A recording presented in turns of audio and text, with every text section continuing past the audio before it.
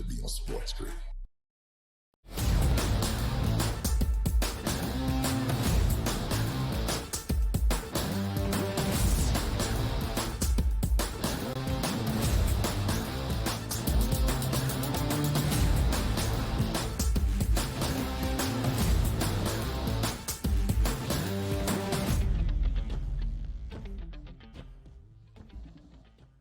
Welcome to hour number 3, our third and final on this Wednesday, all across the SportsGrid network, live on the early line. It is a big Wednesday here on the Spiz Grizz network. It is a big Wednesday because Conference Championship Week is fully underway.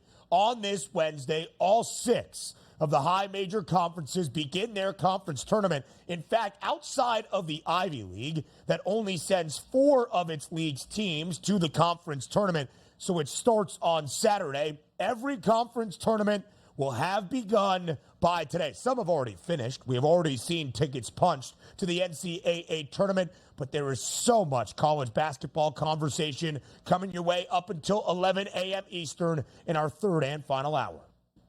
Get that big appetizer before March Madness and Selection Sunday coming up this Sunday. It's fun to see college basketball on, of course, but college basketball on in the afternoon, Ben, even better, and that's what we're getting now. So a couple more targets here to take a look at, some conferences that you might not be following all throughout the season. Somebody's got to go dancing. These teams are going to play hard, and we're going to try to figure it out.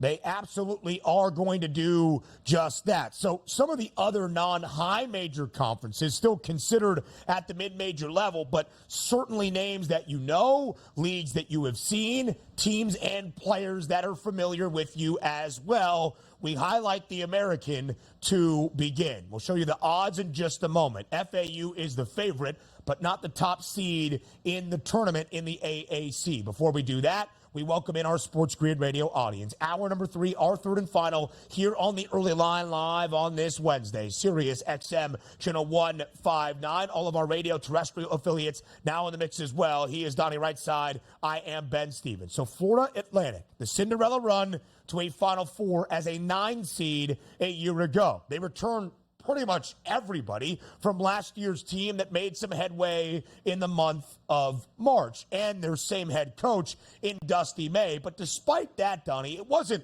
smooth sailing all year long for the Owls out of Boca Raton, Florida. They will not be the 1 seed in the American, but they are booked as the favorites, plus 160 in front of Memphis and SMU, both teams at a 5-1 price or less. South Florida is the favorite, is the number 1 seed with the 4th best number at plus 550.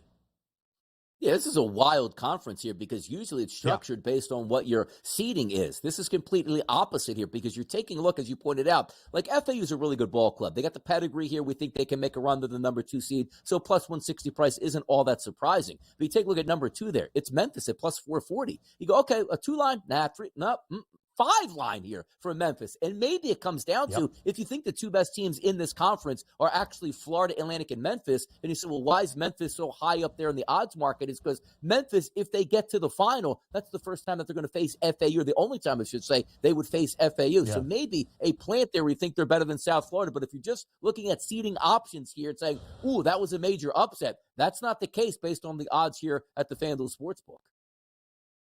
So Memphis this season has been a very peculiar team, a 15-2 start before conference action fully got underway, 12-2 or 11-2, in non-conference action with wins over some other power conference teams like Missouri, Michigan, Arkansas, A&M, Clemson, Virginia. You look at those games and you're like, those must be quad 1 wins across the board.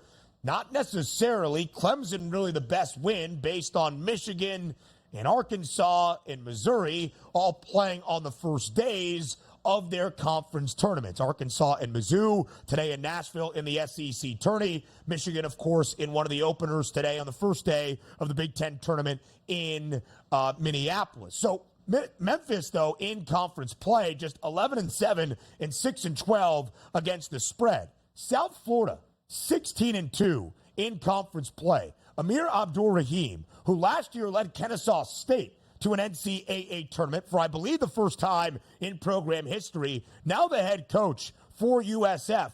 The Bulls, 16-2. I'm not entirely sure, Donnie, why they aren't the favorites or maybe the second or third best price. It is very intriguing to see South Florida as the 1 seed and to be where they are when you see Florida Atlantic as the 2 seed on the bottom half of the bracket. It's not like FAU finished in the 4 spot and they will play each other before a potential conference championship game. I think South Florida presents some value. They do present some value. And also, maybe in this bracket is the one true meaning of look at the NBA regular season and look at the pricing here based on teams and where they're going to finish with their actual seed lines. Yeah. Because it doesn't make any sense. It's almost like we're anticipating saying like, the regular season didn't matter all that much. The cream will rise to the top in this neutral court site here. And maybe it will at this point, which makes it fascinating. You're talking about guys that on a team like South Florida who were very, very good here during the regular season, getting little to no respect here at a plus 550 price to win their own conference. So it does make it interesting, but if you're looking even longer shots like Charlotte's and UAB's, they're still only 13 and 14-1. They're not 60-1 and 70-1 here. This is a very, very competitive conference, which, again, I think we're overlooking the Temple Owls, by the way, also. So there you go. Yeah, no, sorry about that, DRS. Not on one of the top 10 prices to win this conference at the moment, sadly, but maybe can make a run there for the Owls. There are a couple of Owls hoot in this conference. Now we go to the Mountain West, where we might see 6 or even 7 teams earn a bid from this league into the NCAA tournament. San Diego State, plus 240, the favorites. It makes sense. It was the Aztecs who played in the national championship game a season ago.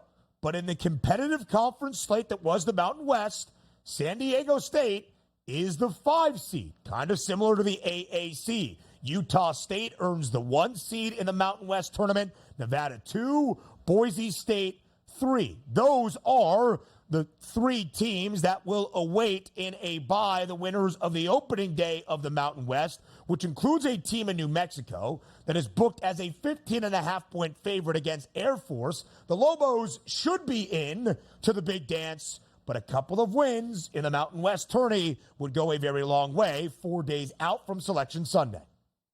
Yeah, you take a look also at KenPom and you say, well, what does this conference actually do well? It looks like every team is efficient on offense. Every team is efficient on defense here. This is why one of those, we don't get to watch them a lot because they're on the West Coast. It's like, maybe 1 or 2 teams get in. This is a legitimate conference that is going to do some damage once they get into March Madness. And a lot of teams, they're going to roll thick into March Madness. But if there's one team I want to take a look at and say maybe one of those slingshots that I can make some money on, Colorado State's at a plus 850 price. Yeah. They're actually currently in the quote-unquote play-in rounds here. They didn't receive that first-round bye, but they should handle San Jose fairly easily, which gets them Nevada, who's a very good ball club. But when I look at the other side of the bracket, UNLV, San Diego State, Utah State, I'm trying to avoid those teams. So I think if Colorado State can make a legitimate run and get to the semifinals or finals, that ticket's going to be very good at a price of plus 850.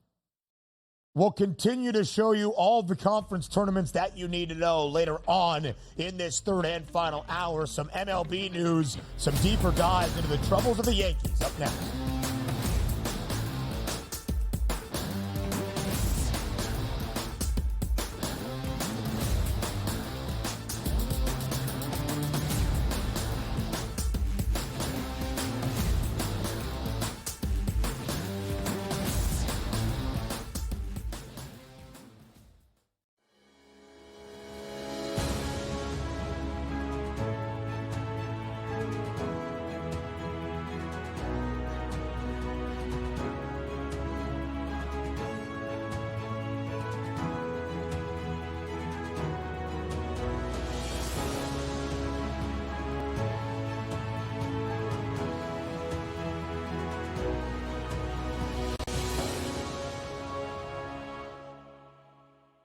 The Bostonian versus the Book. In the Big Ten, it's the same thing. No offense to you guys. This feels like the Penn State rule. This feels like this is the guaranteed Penn State to get in. We need to find a way to let them in because they can't beat Michigan. They can't beat Ohio State. But if we make them a third, they get in. Third, this is the Penn State rule. Be better than the West half. Yep. That 1 year that Lightning in a Bottle catches on the West half, we'll let them in too because they'll bring people. The Bostonian versus the Book. Kentucky on the road as a 7-8 point dog, beat Tennessee by 4. North Carolina, as a 5.5 point underdog, beat Duke on the road. I took Kentucky plus the points. I think you on it as well. I even said I wouldn't be shocked if they won it. I'm not shocked. They're just that good. It's can they be focused for 40 minutes, and they actually played, I guess you would call it somewhat defense. Game time decisions only on SportsGrid. How about this? Nikola Jokic, heavy favorite here to -170 price, followed by SGA at +250, and Luka Doncic at a 7-1 price. It would require a whole lot from Luka to 15 of the next 20 games he has to have triple doubles, something absurd. And it really just comes down to Jokic being amazing, doing everything that he's doing. I hate to say it, but he's probably had this locked up the second Embiid was announced out. The early line only on SportsGrid. SportsGrid, your 24/7 sports wagering network. Pro League Soccer, powered by Marca. I would be willing to bet the under 2.5 goals. Fantasy sports today. Especially in head-to-head formats in fantasy, I think I'm going to go with Juan Soto. Game time decisions. People don't like it. I don't really care. I cannot believe anybody is betting the Clippers at this number. Betting above the All rim. I've heard you say on the network is you're either winning or you're rebuilding. In-game live all access. Nobody has been more profitable as a dog than Shaka Smart teams. Winning back-to-back road games.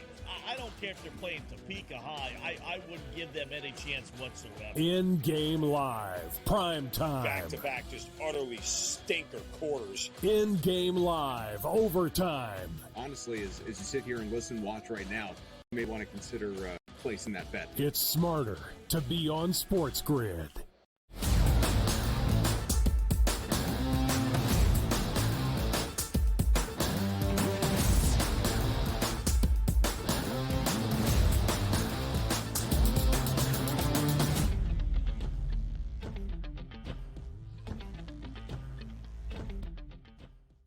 Continued updates less than 2 weeks away from Major League Baseball's opening day. We do that here with Craig Mish, live on the early line on this Wednesday on SportsGrid. I am Ben. Donnie is on the right side. Craig Mish, our man in the middle, our MLB insider, the host of Newswire that starts at 11 a.m. Eastern time. Craig, thank you for joining us, as always, here on the early line. Yeah, can't wait to get things started. We've got the Dodgers playing the Padres, regular season games coming up here in a week. And then, of course, everything gets started on the 28th. So very excited, Ben. Baseball is coming fast, and got the NCAA tournament next week, too. Great time for sports fans and for sports betting fans as well. Florida in the SEC tournament. Donnie gave out a little sprinkle on your Gators as well. 16-1 to maybe make a run in Nashville this week for the SEC tournament title. So yesterday, if you were with us, I flubbed up a couple of the injury reports around the New York Yankees, but we got further updates and clarifications yesterday. We start with Aaron Judge, and then we will get to Garrett Cole. Aaron Judge, according to Brian Hoke, who covers the Yankees for Major League Baseball, said he underwent an MRI on his abs. This would be now 2 days ago. He said that he will not swing a bat again until later in the week. Quote, there's no need or real need to push it, end quote, and his goal is to play opening day. So those are the words, Craig. His goal is to play opening day for the Yankees. Do you believe Aaron Judge will suit up for the pinstripes on opening day? Yeah, I mean, I think there's probably a pretty good chance, because after these MRIs are done on the oblique, they usually give a grade designation, grade 1, grade 2, grade 3, et cetera, and you didn't hear anything. So that's really good news. And the fact that they're saying he's day-to-day means nothing, but with no designation, unless, they're not telling us something, I do think that there's probably a really good chance that we will see him. Opening day is one day. He could play the next day. He could play the day after that. But I think for the Yankees, the important thing is it looked like, at least for the time being, they dodged a bullet. But, Ben, what I would say is whatever happened with his oblique, I mean, that is a dangerous proposition. We've seen players sort of tweak it and then a couple of months later actually tear it. So hopefully that's not the case with Judge. So I'm in total agreement with what they're doing, which is you have so many meaningless games between now and the 28th. Just, let this guy get some at-bats the 22nd, the 23rd, whatever it is, right before the season. I don't think he'll need much more. So at least for the time being, I think it's pretty safe to say that you will see Judge the first week of the season. Aaron Judge, New York Yankees, recent MVP of the American League, which also flips us over to a recent Cy Young Award winning pitcher in the American League, and that's starting pitcher Garrett Cole. Here's the issue. We know how good he is. When he's at the top of his game, there might be nobody better. But the issue of a power pitcher already having elbow issues in spring training, we typically know where this goes. Talking out of New York here, Craig, I know they're going to try to downplay it, which they always do, but it looks like he's not going to be available for the opening day start. Is this something they're going to be real cautious with, and we don't see him till midsummer, or might we get that news in 2 to 3 weeks, the dreaded, we're going to have to open up this elbow and see what's inside here? Yeah, I don't think, Donnie, you're going to have to wait that long. I mean, look, this is, it's a little different covering the Yankees than it is covering some of the other teams in the league. You have, 10, 15 reporters at least at every spring training game and asking Aaron Boone questions. You could go around to some of these teams in the Cactus League and Grapefruit League. You may only find 2 or 3 reporters there, a couple questions, and then it's lunchtime. So I don't think they're going to be able to get away with, not saying anything for a week or so. My guess is in the next day or two, you're going to find out what the results were of that MRI. And then we can make the proper diagnosis here. As far as opening day, look, I mean, clearly at this point, he's not starting. He's in shutdown mode. I mean, he's going to start, I would guess, okay, I'm not going to be the doctor here, but I would guess that he'll start the season on the injured list. The concern would be anything longer than that. But generally speaking, once pitchers are shut down, they have a work back up and making minor league starts. And it's usually, again, different for every pitcher, about a month. That's kind of the way that it works. You make a first minor league start, a second, a third, and then you're back. So I think, April, with no serious issues could be potentially a time that we would see him again if there's nothing serious, and that may be later in the month. But again, that's complete speculation on my part, just going on track record. Again, Donnie, I don't see this going into next week. I think you'll get a better indication very soon. If you hear second opinion, right away something is serious. We had those updates yesterday, further clarifications on this Wednesday, but no market movement since those tweets were shared out. Plus 460 for the Yankees. They were plus 390 to win the American League pennant really earlier this week, and then some of the bad news around Aaron Judge and Garrett Cole moved that market. Craig, we asked you yesterday, with big names on the mound still available in free agency, like a Blake Snell, the reigning National League Cy Young winner, like a Jordan Montgomery, who guided the Texas Rangers to a World Series, if the Yankees would make a move to recoup the potential loss of Garrett Cole for some time. Yesterday, we got the report the Yankees have re-engaged in trade talks potentially with the Chicago White Sox for Dylan Cease. Craig, where do you think the Yankees stand now? If Garrett Cole is going to be sidelined till the end of April, maybe missing a month of this MLB season in 2024, will the Yanks look to bolster that rotation? It's hard to say we're so close to the season, but, it's very clear, Ben, that the Yankees want Blake Snell. I mean, there's no question that they want him. And maybe the messaging here is that, hey, look, like either let's get something done or we're going to pivot elsewhere. And maybe that's what's happening right now. I think all along they've wanted another starting pitcher. Whether or not Cole was healthy, I think was just irrespective of what their plans were. And maybe what they're at the point, Ben, where they just cannot get a short-term deal done with Snell, and they're pivoting over to not pay, essentially, and make a trade for Cease. I think all those things are definitely in-game and possible. What I would tell you guys, and it's really fascinating through the years, is some of these teams, after they go through a full spring training, once they realize where they are, White Sox would be one of them. Other teams, take a look at the win totals in the 60s and the low 70s. When these teams realize, hey, look, maybe this just isn't our year, it's not unprecedented to see these very, very late spring training trades, like 2 days before the season begins, where teams just ship guys out and say, you know what, tickets are sold. Let's just run with what we got. We know who we are. I wouldn't be surprised to see something like that happen this year.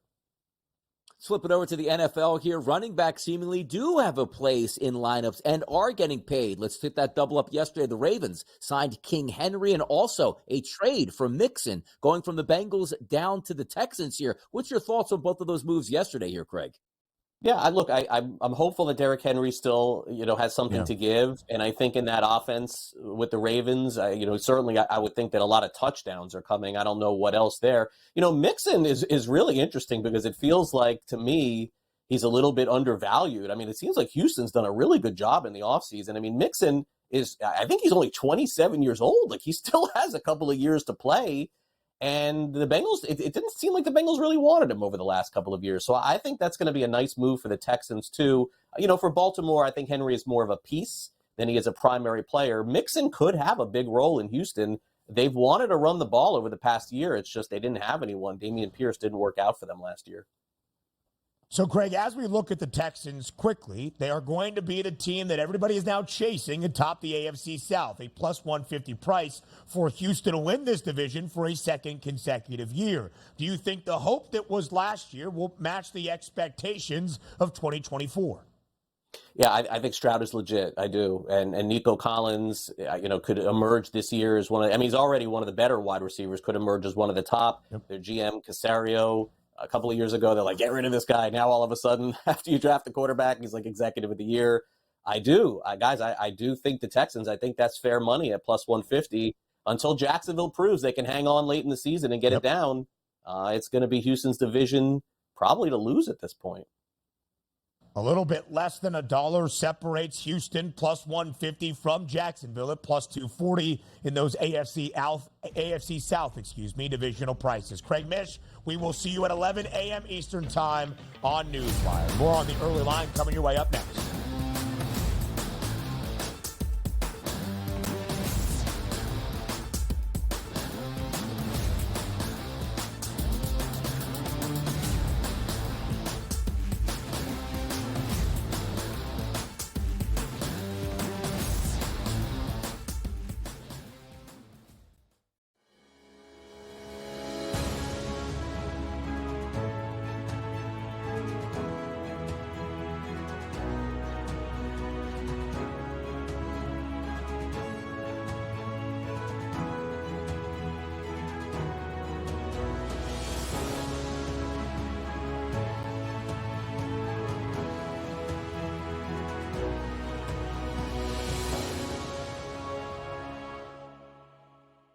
The Bostonian versus the Book. In the Big Ten, it's the same thing. No offense to you guys. This feels like the Penn State rule.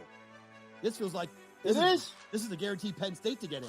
We need to find a way to let them in because they can't beat Michigan. They can't beat Ohio State.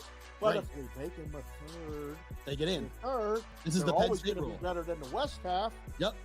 That 1 year that Lightning in a bottle catches on the West half, we'll let them in too because they'll bring people. The Bostonian versus the Book. Kentucky on the road as a 7-8 dog, beat Tennessee by 4. North Carolina as a 5.5 point underdog, beat Duke on the road. I think Kentucky plus the points. I think you want it as well. I even said I wouldn't be shocked if they won it. I'm not shocked. They're just that good. It's can they be focused for 40 minutes? And they actually played, I guess you would call it somewhat defense. Game time decisions only on SportsGrid. How about this? Nikola Jokic, heavy favorite here to minus 170 price, followed by SGA at plus 250, and Luka Doncic at a 7-1 price. It would require a whole lot from Luka to 15 of the next 20 games he has to have triple doubles, something absurd. And it really just comes down to Jokic being amazing, doing everything he's doing. I hate to say it, but he's probably had this locked up the second Embiid was announced out. The early line, only on SportsGrid. SportsGrid, your 24/7 sports wagering network. Pro League Soccer, powered by Marca. I would be willing to bet the under 2.5 goals. Fantasy sports today. Especially in head-to-head formats in fantasy, I think I'm going to go with Juan Soto. Game time decisions. People don't like it. I don't really care. I cannot believe anybody is betting the Clippers at this number. Betting above the rim. All I've heard you say on the network is you're either winning or you're rebuilding. In-game live, all access. Nobody has been more profitable as a dog than Shaka Smart teams. Winning back-to-back road games. I don't care if they're playing Topeka High. I wouldn't give them any chance whatsoever. In-game live, prime time. Back-to-back, just utterly stinker quarters. In-game live, overtime. Honestly, as you sit here and listen, watch right now, you may want to consider placing that bet. It's smarter to be on SportsGrid.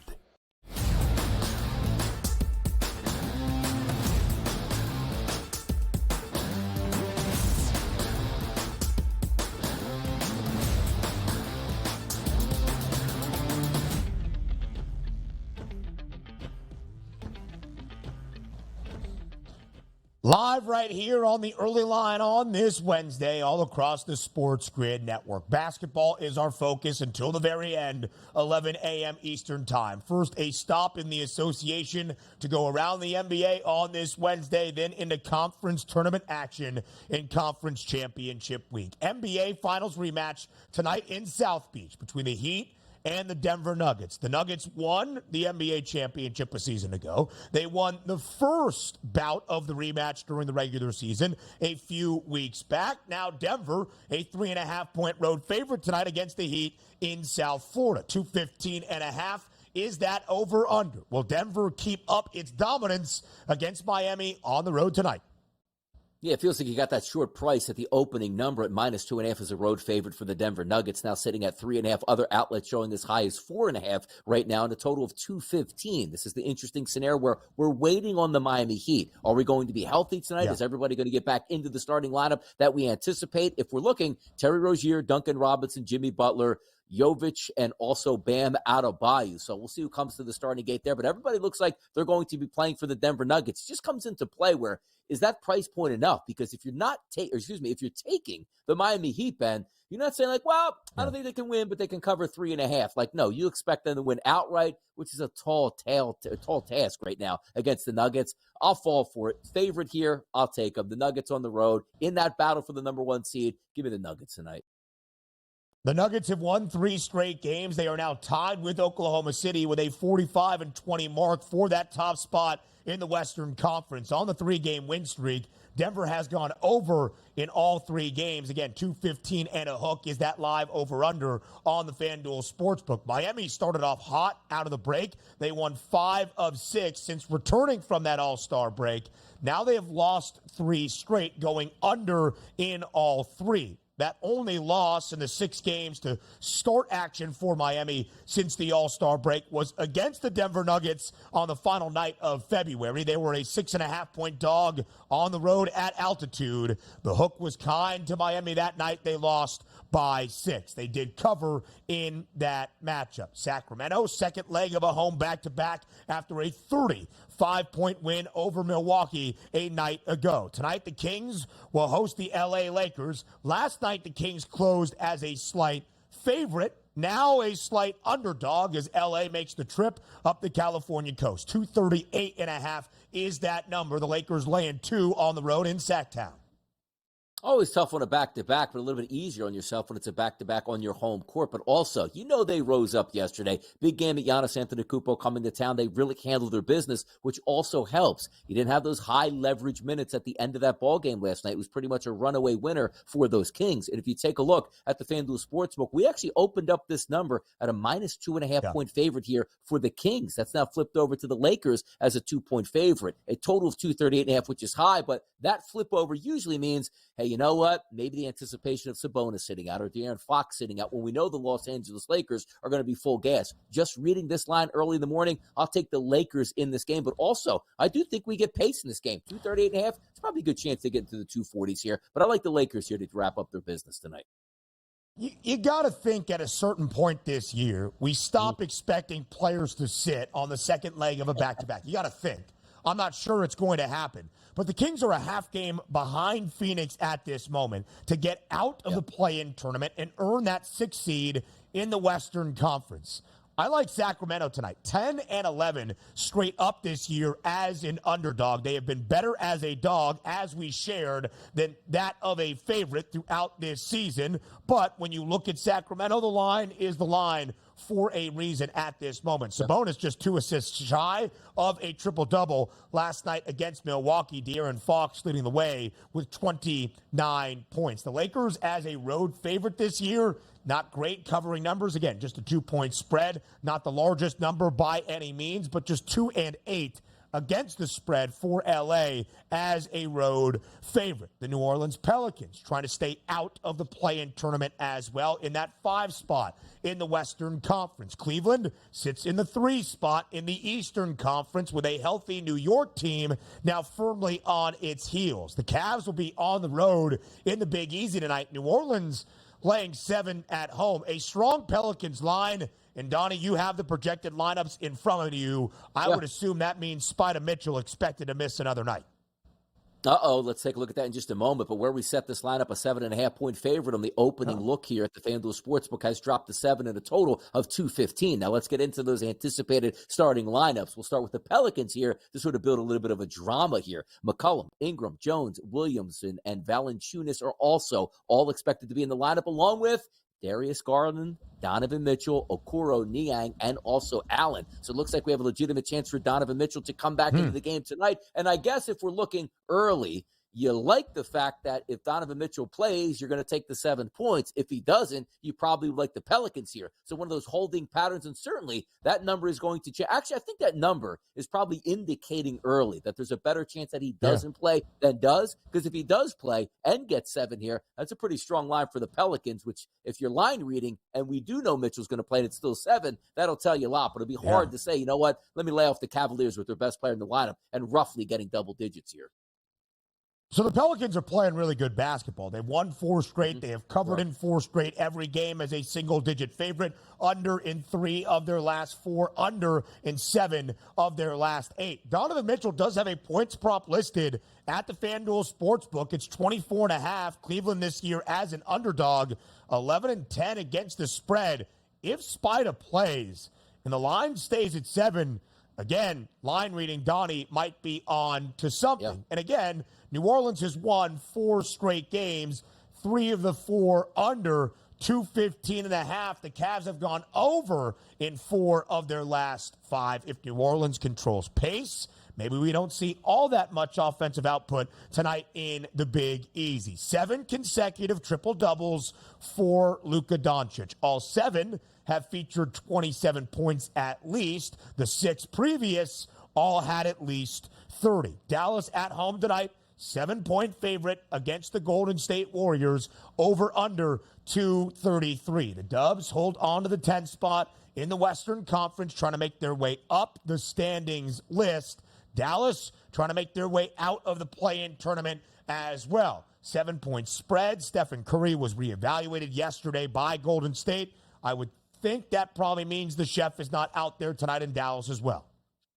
Yeah, that number tells you a lot. The opening number overnight was minus 8.5 here. How about that for the Mavericks? That's since been knocked down to 7. Total of 236.5, now down to 233. You are going to get a Splash Brother in the lineup tonight, but not the Splash Brother. Take a look at Chris Paul, Klay Thompson, Andrew Wiggins, Kuminga, and Green anticipated being in that starting lineup. Doncic and Kyrie Irving certainly going to give it a go. Does it come down to, even with Steph out of the lineup, do we trust the Dallas Mavericks at these numbers? Like, we know how talented they are, but how many times do we look and say, hey, Luka got a triple-double here, and they either lost a basketball game or it was close? Even with Steph Curry out of the lineup, I'm probably still looking towards the Warriors at this point. Show me, Dallas. Show me you could beat a team without their star player here by double digits on your home court, or they're just going to roll the basketball out. Luka gets his triple-double, Kyrie gets 28 points, and they get a 5-point victory tonight here.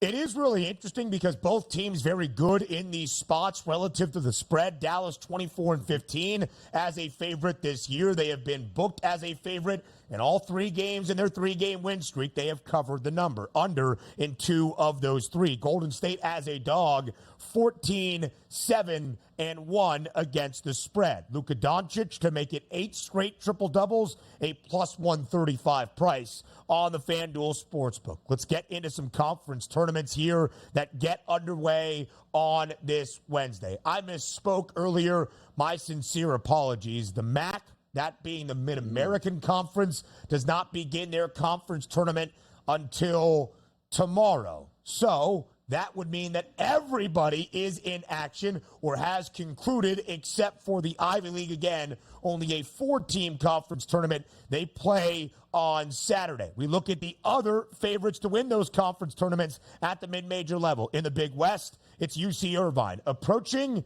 a $2 number at minus 195. Norfolk State, plus 175, the favorites in the MEAC. In the SWAC, it is Southern, plus 290. Grand Canyon, a lot of wins this year for the Lopes, minus 210 to win the Western American Conference or Western Athletic Conference. It's minus 210 for Grand Canyon regardless. Yeah, you're looking for me to spin my wheels right now to see who I like in these conferences, and I'll just go with all the favorites, Ben. How about that? I really like UC Irvine. I really like Norfolk State. I really like Southern, and I absolutely love Grand Canyon there. So hope that helps the people out there in the community.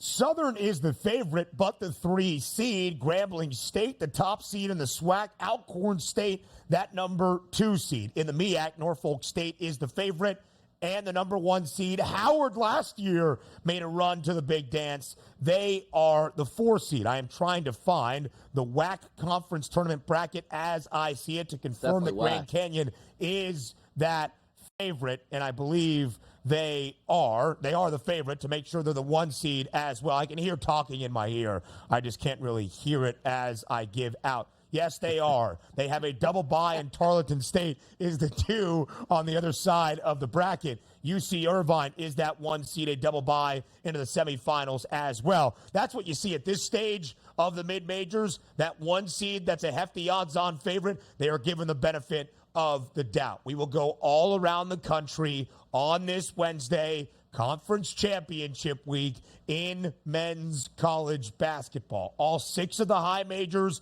are already in their conference tournament as of today. 2 started yesterday. The 4 more get started on this Wednesday. Picks, previews, breakdowns coming your way up next on this Wednesday on the Early Line.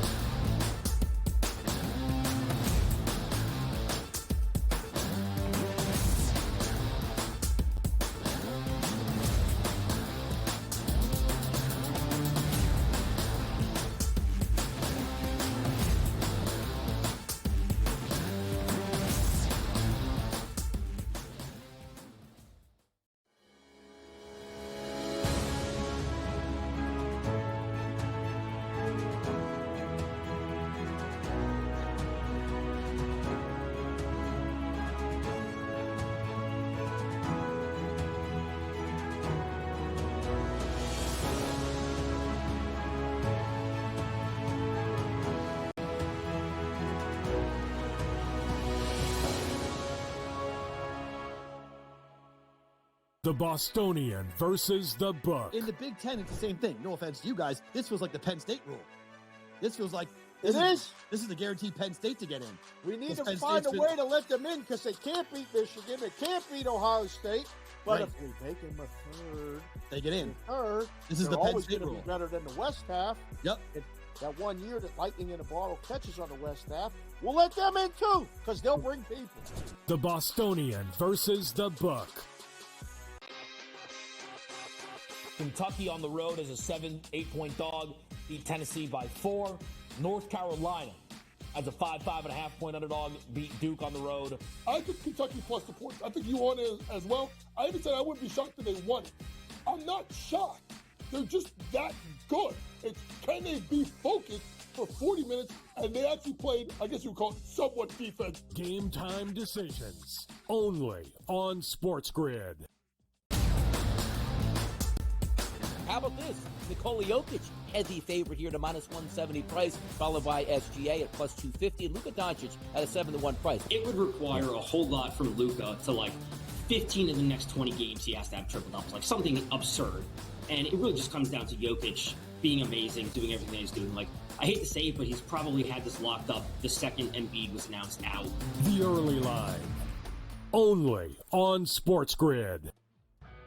SportsGrid, your 24/7 sports wagering network. Pro League Soccer, powered by Marca. I would be willing to bet the under 2.5 goals. Fantasy sports today. Especially in head-to-head formats in fantasy, I think I'm going to go with Juan Soto. Game time decisions. People don't like it. I don't really care. I cannot believe anybody is betting the Clippers at this number. Betting above the rim. All I've heard you say on the network is you're either winning or you're rebuilding. In-game live, all access. Nobody has been more profitable as a dog than Shaka Smart teams. Winning back-to-back road games. I don't care if they're playing Topeka High. I wouldn't give them any chance whatsoever. In-game live, prime time. Back-to-back, just utterly stinker quarters. In-game live, overtime. Honestly, as you sit here and listen, watch right now, you may want to consider placing that bet. It's smarter to be on SportsGrid.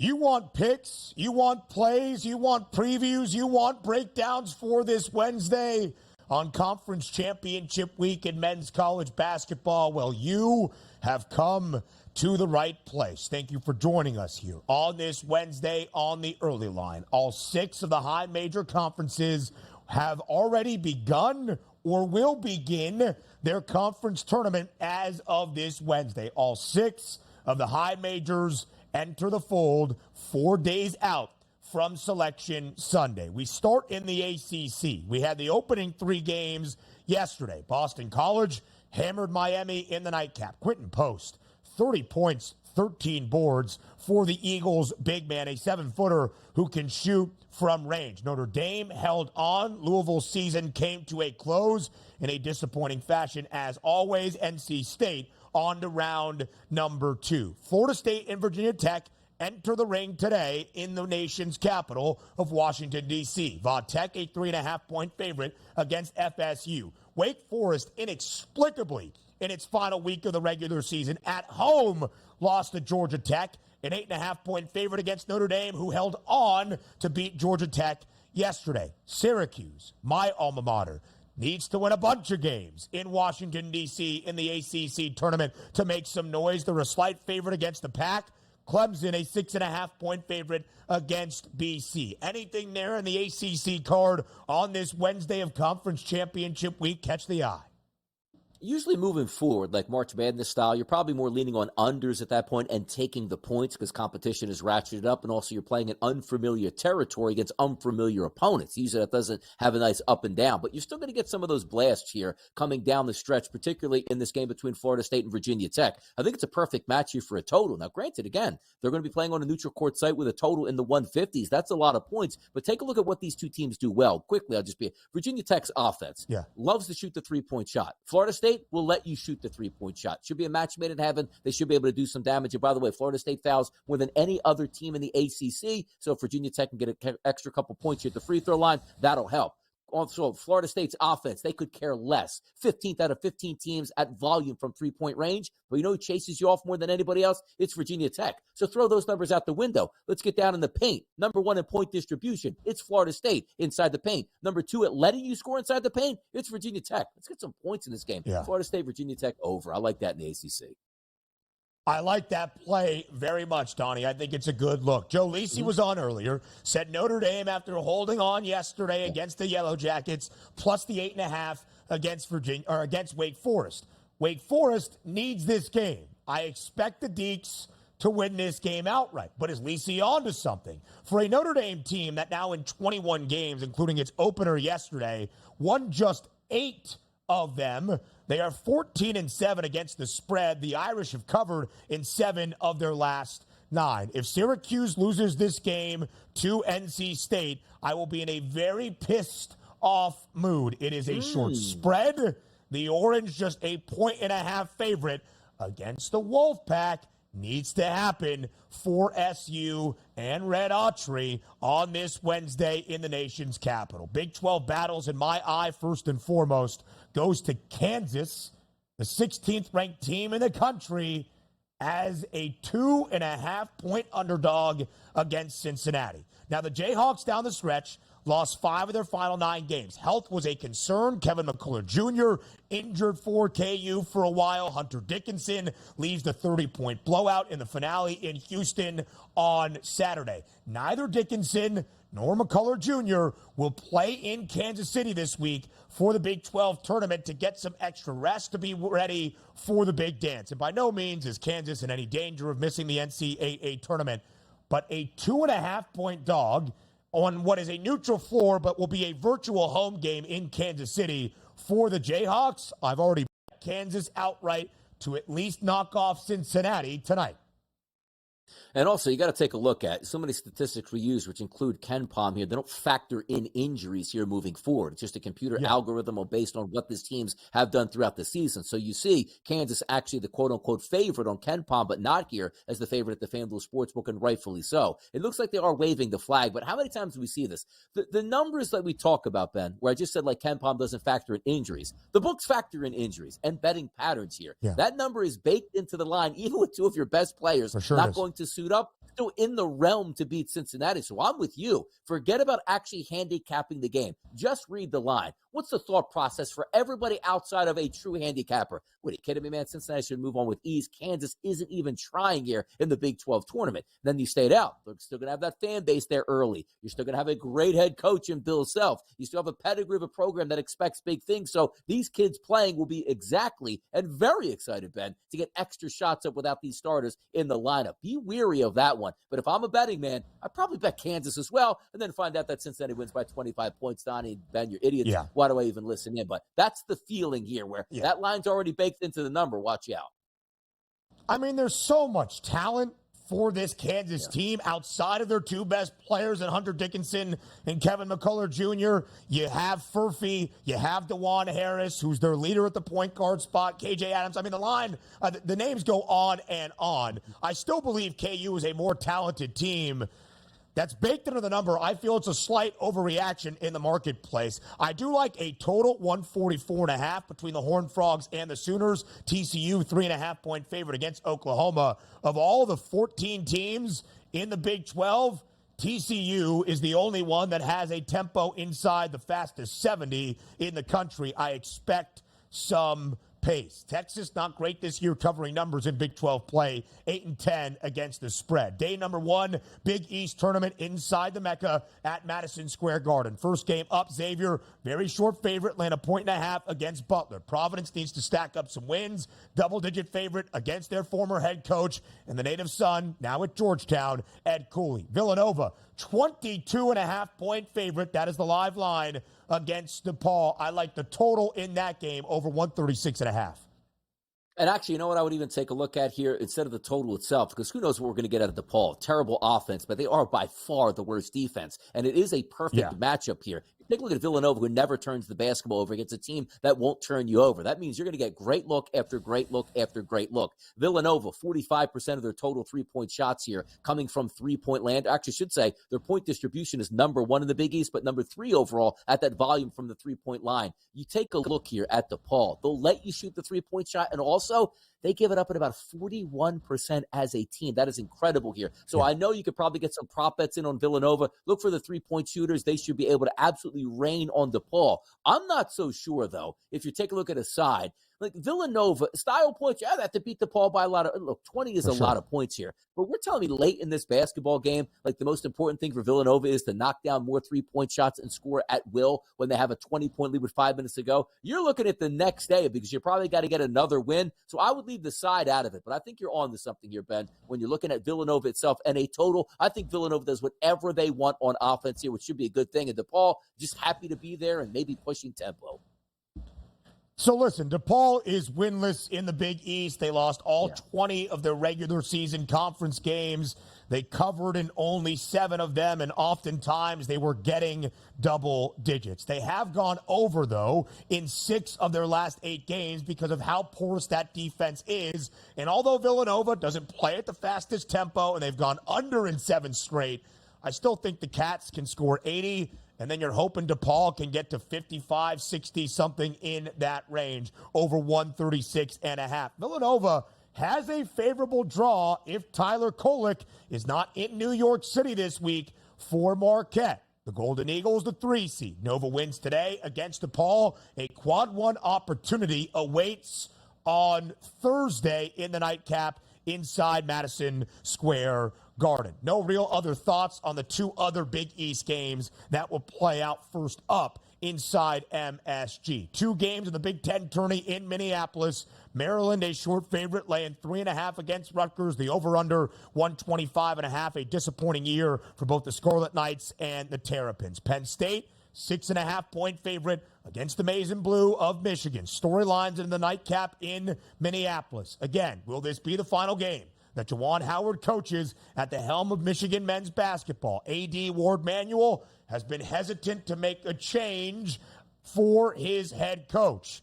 But if they lose this game and they finish with one of their worst conference years in the last half century, that hot seat is going to be very, very warm. I told you earlier, I like the over. Penn State and Michigan, 150.5. Yeah, and also just looking forward for Michigan, new head football coach. You're going to have a new head basketball coach as well. And if you are a Michigan fan, do you want Juwan Howard winning like 2 or 3 games here and trying to fight for a spot next year? Here's why we got it together. No, you want to get bounced day one, move on with your program, get the recruiting back in order, hire a big name coach there in that environment. It should work out well because we talked about Louisville too many times over the past couple of years. Michigan's not supposed to be in the spot here. They're not supposed to be bringing up the Big Ten. They're supposed to be number 1, number 2, and number 3 in the Big Ten. It's a better conference when Michigan is good football-wise and basketball-wise. Things have to change. Look at B today. It's not crazy to look back on 2 years ago and to see Michigan as one of the bright spots in the Big Ten under Juwan Howard, a Sweet 16 team 2 years ago. 3 years ago, they were the only team to see the second weekend and advanced to the Elite Eight. How drastically 2 years can change a program. Again, Penn State, who's been good covering numbers this year in Big Ten play, 13-6-1 against the spread. They've been over in 11 of their last 16 Big Ten games. 4 Pac-12 matchups on the opening day of that conference tournament in Las Vegas. First up, USC, 3.5-point favorite. Their Los Angeles neighbors, UCLA, 6.5-point favorite against Oregon State. Stanford lays 2.5 against Cal. Utah, 5.5-point favorite against Arizona. My eyes on those first 2 games and thinking the favorites could, can, and really need to cover those numbers. You just need that runway for USC, right? What would you love to see here? Obviously, the way they closed the Pac-12 season, but to start off with a big-time win over Washington and a convincing one. The hard part about this as well is looking at the numbers overall in the season for USC. They don't really match up because they were injured, a lot of moving parts in the lineups. Now they've settled into that starting 5 here and got the mix down. They actually have a pretty good matchup against Washington, but here's what it comes down to. It's a neutral court site. The one thing USC doesn't do at all, Ben, defend the three-point line. 38% as a team, opponents are shooting against them. That is terrible. But how about this? They're number 1 in conference play defending inside the paint. So it's simple here. If Washington comes in with a mediocre effort from the three-point line, USC is going to win this going away. And the last thing you want to see if you're out there in the Pac-12 trying to win that conference is USC getting hot at the right time with number 1, or should I say first-round draft picks in the NBA on their roster. They're a fun team to watch play out here, and I think they beat Washington today in cover.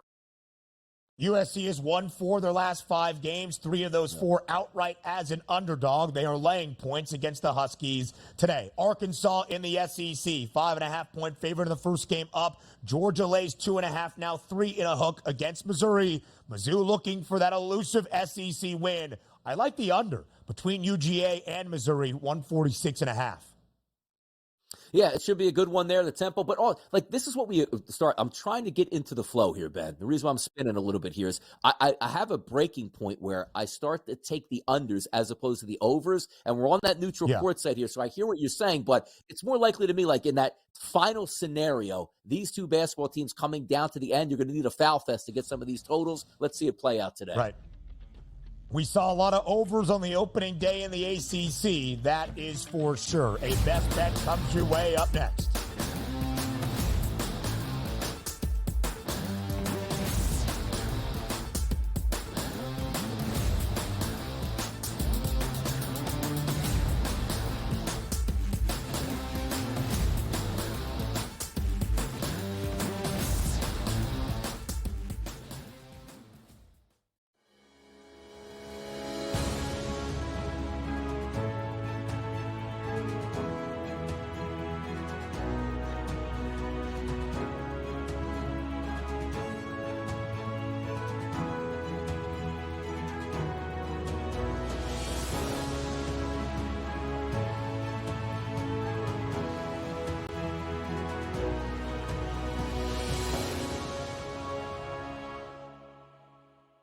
The Bostonian versus the Book. In the Big Ten, it's the same thing. No offense to you guys. This feels like the Penn State rule.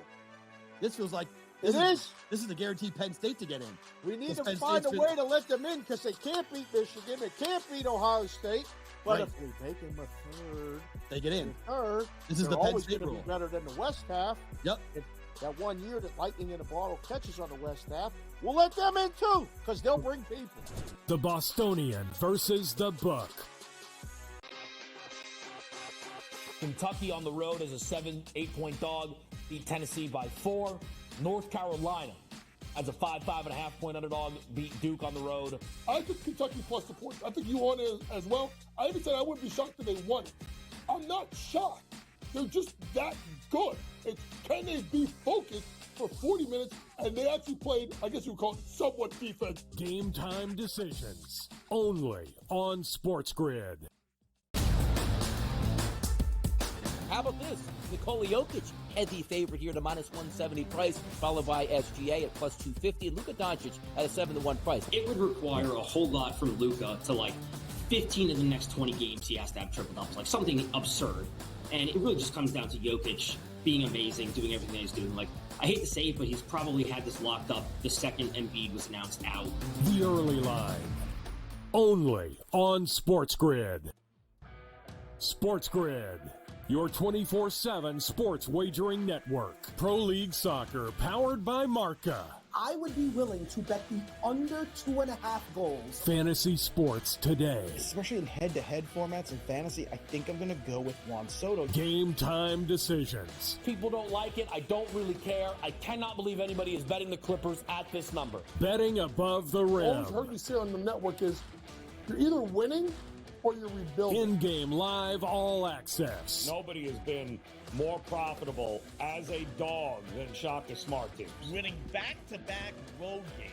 I don't care if they're playing Topeka High. I wouldn't give them any chance whatsoever. In-game live, prime time. Back-to-back, just utterly stinker quarters. In-game live, overtime. Honestly, as you sit here and listen, watch right now, you may want to consider placing that bet. It's smarter to be on SportsGrid.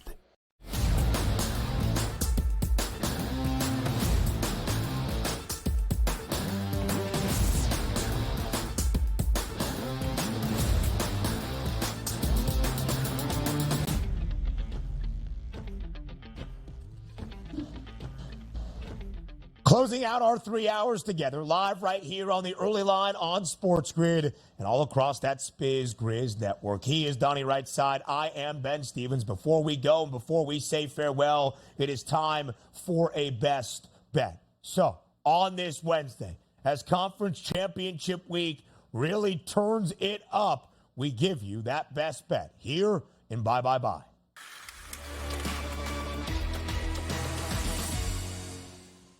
What gets Donnie Right Side's attention on this Wednesday? Please do not tell me it's a game in the NBA.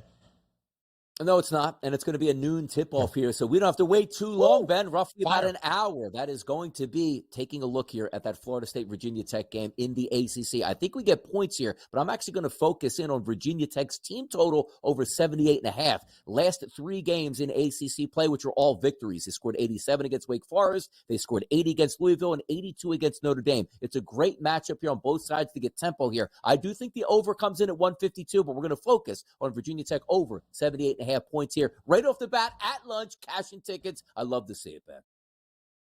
I think it's a really good look as well to start things off today in D.C. in the ACC tournament. Quickly here, 3 tickets to the NCAA tournament at stake tonight. Big Sky tournament title game, a battle of the great state of Montana. The Grizz on one side from Montana, Montana State, the Bobcats on the other. The Grizz, a 4.5-point favorite. Colgate has won the Patriot the last 3 years. They look to make it 4 in a row, a 6.5-point favorite against Lehigh. And as we go elsewhere in the Southland, McNeese under Will Wade, hefty favorite against Nichols. My best bet, over. Villanova, DePaul, 136.5 in the nightcap in Madison Square Garden. DePaul has not won a single Big East game this year. They're a 22.5-point underdog. I think Villanova names its number to get enough points to go over 136.5. Tyler Kolek, by the way, will not play tomorrow in the quarters if Marquette does face off against Villanova. We'll see you tomorrow on a Thursday, live right here on the early line, starting at 8 a.m. Eastern.